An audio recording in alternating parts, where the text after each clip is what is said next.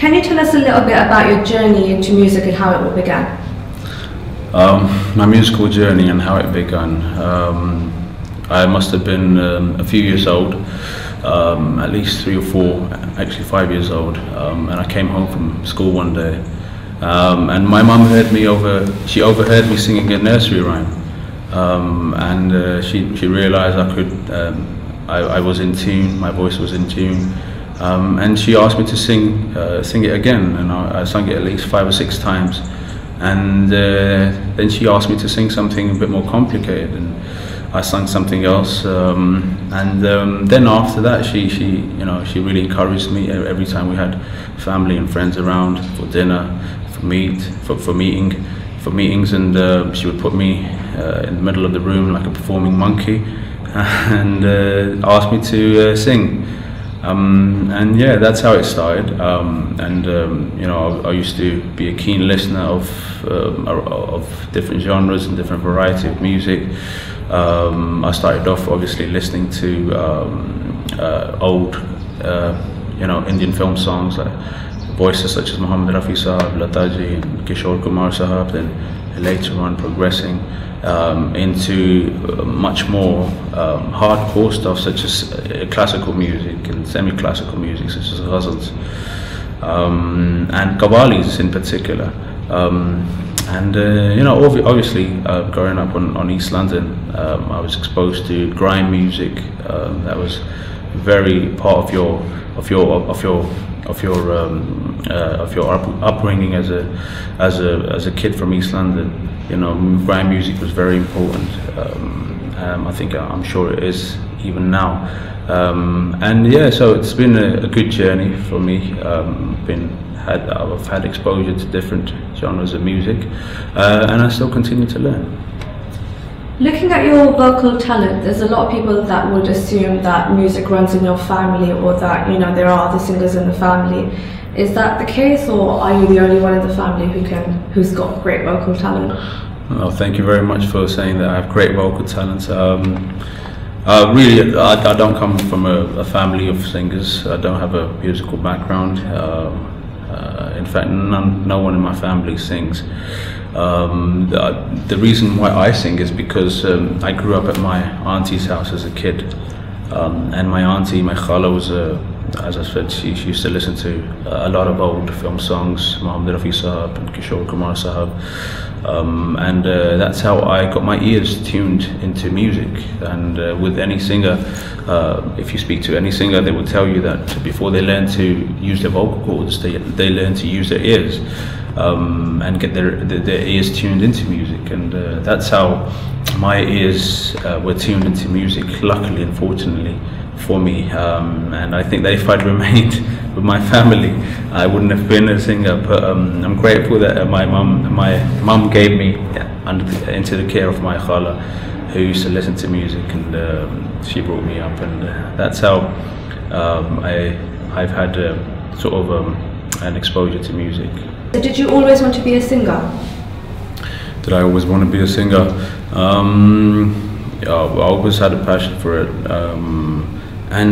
To be honest, I always thought that sometime in the future, every time I used to see people on TV, musicians and singers on TV, I used to think that one day I'm going to be on that stage singing. One day I'm going to be on that stage meeting those people that I'm seeing. Okay, you were a finalist on the Brit Asia Superstars. Tell us a little bit about your journey and what that kind of meant for you.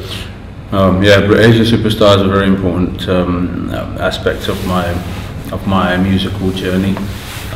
That was the first time I decided to go in front of a TV camera or in front of an audience and share my talent, share my voice.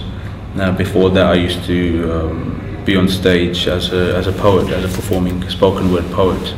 I used to go by the alias of Ali Selassie. And I used to perform poetry, but I would never sing in front of people. And it was just, I think, obviously I had a passion about music, and I knew that I was going to be doing it at some point in time. But it was just like out of sheer frustration that I decided to do Brit Asia Superstar and put step forward in the music scene in the UK Asian music scene.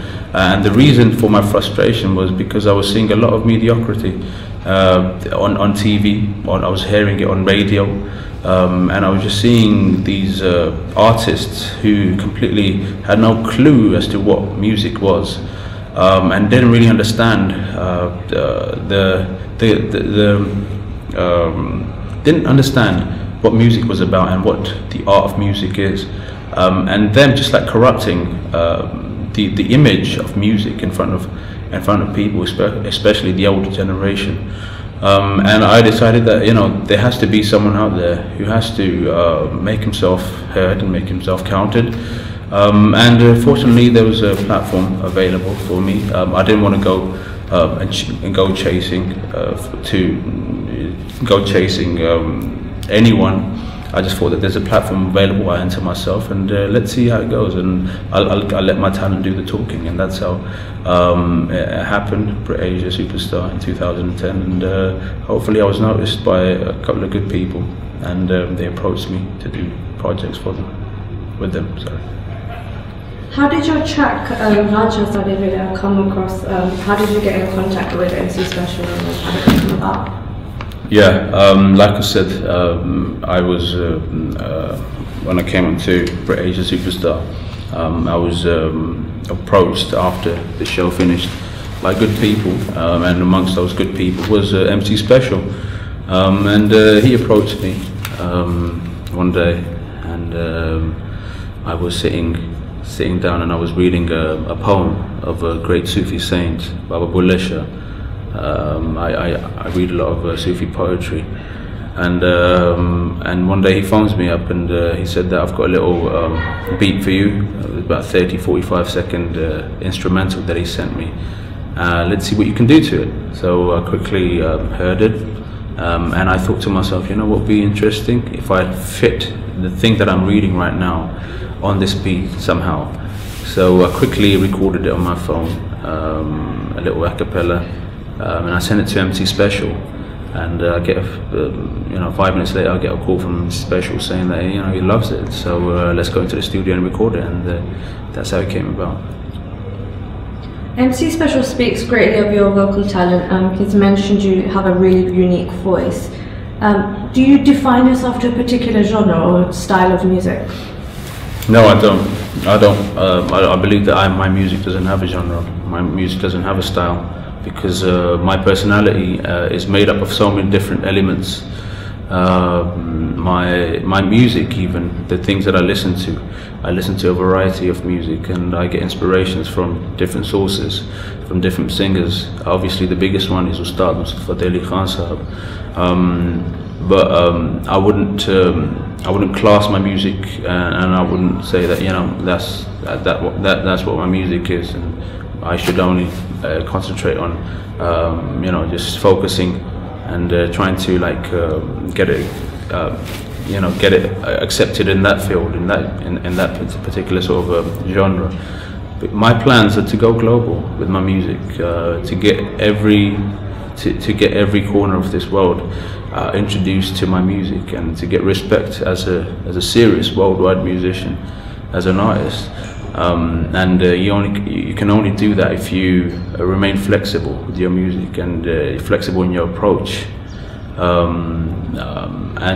know, you can't do that if you stay strict on music with your music, and if you just like keep it reserved to one particular community.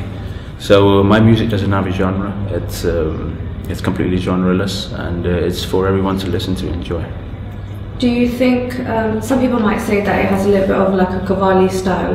Do you think that has like an input in your music somehow? Of course, yeah, of course, because as I've said, Ustad Nusrat Fateh Ali Khan Sahib is the biggest inspiration. Just because he's an inspiration, or you know, Cavalli music and Sufi music, just because they are a big influence on my music, that doesn't mean that it's strictly Cavalli, it's strictly classical, it's strictly, you know, a Sufi music. No, it's not, because I have I've had different influences. My voice is made up of different different elements that I've been exposed to as a singer, as an artist, and I've learned from all these elements.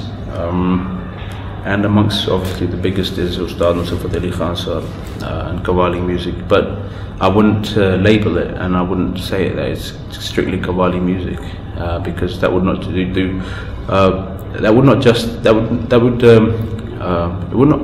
wouldn't do justice to the other elements that I've been exposed to. Lately, there are a lot of Bhangra tracks, dance tracks that are coming out. Your tracks are more melodious and more easing on the ears. Do you think you might in the future sing songs or produce songs that are a lot more upbeat, or do you think you're going to stay within the style that you currently have? Well, I mean, define what you mean by upbeat. I mean, even dance my songs, tracks, or I mean, yeah. I mean, even my songs, both of these songs. I was given an interview at a radio station in Birmingham on Monday, and in between the adverts, I was speaking to him, and he said to me, "You know what? Your song's really nice, especially Ranja Sadeveri. I'll use that on a catwalk show, on a catwalk event that I organise in Dubai." And I go, "Wow, that's brilliant!" I mean, and you know, the type of music that goes onto those shows, you know, catwalk shows and ramp shows and stuff like that. It's very upbeat, and you know, I would definitely class my music as upbeat and very, you know, fast and very modern, you know, and it proves, you know, you've got people who are organising catwalk shows saying that they want to use the music that I have on their shows, and you know, I would completely disagree with the fact that it's not upbeat. I mean, it's just because it's obviously, as you said, it's melodious. That doesn't mean that it's not upbeat and it's not contemporary.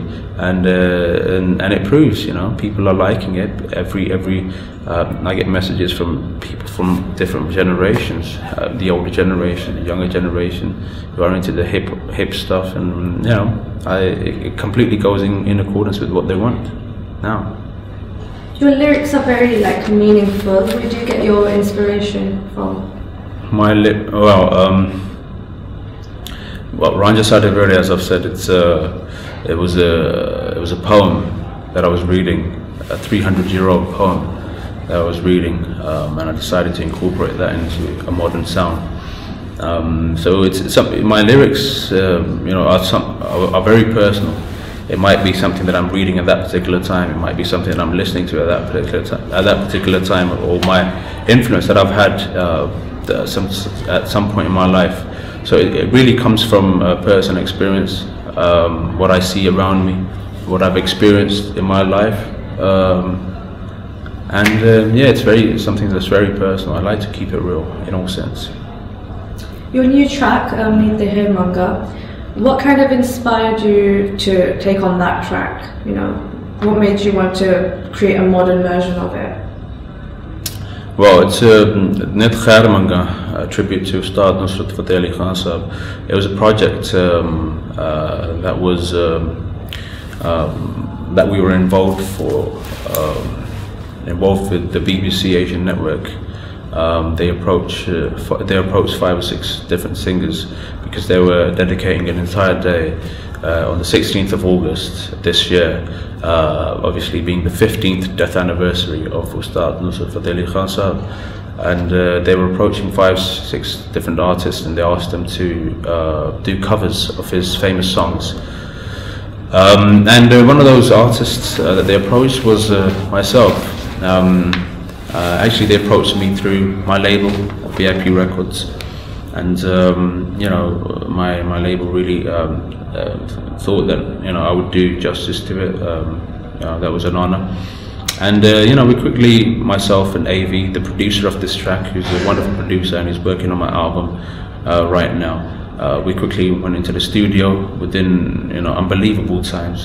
We had a deadline to meet. We quickly did the cover.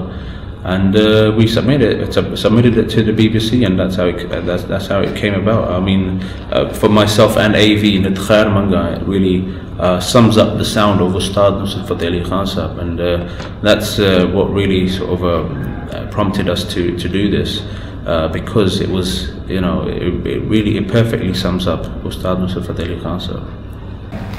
Are you a Bollywood fan? Am I a Bollywood fan?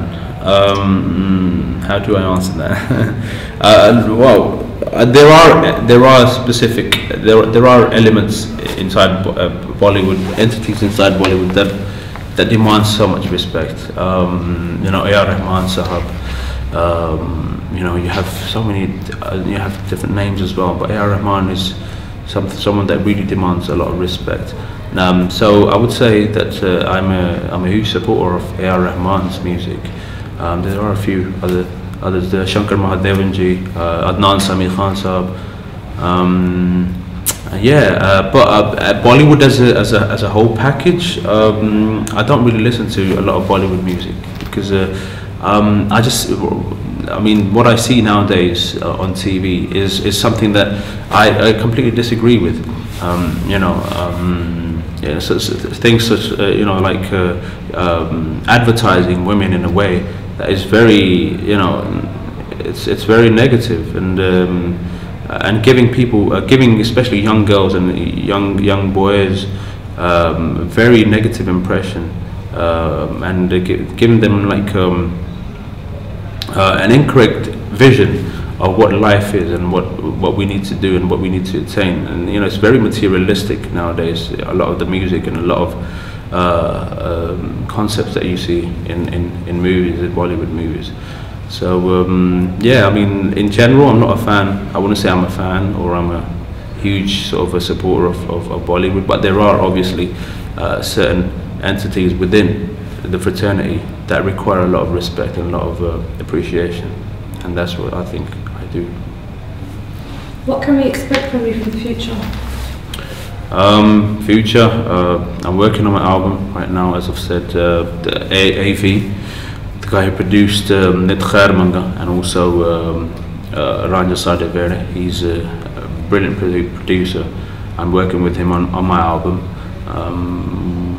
You can expect my album to come out sometime earlier next year. I don't know what month it's going to be, or even the date, I can't really say, so I'm just going to be quite random and say early next year.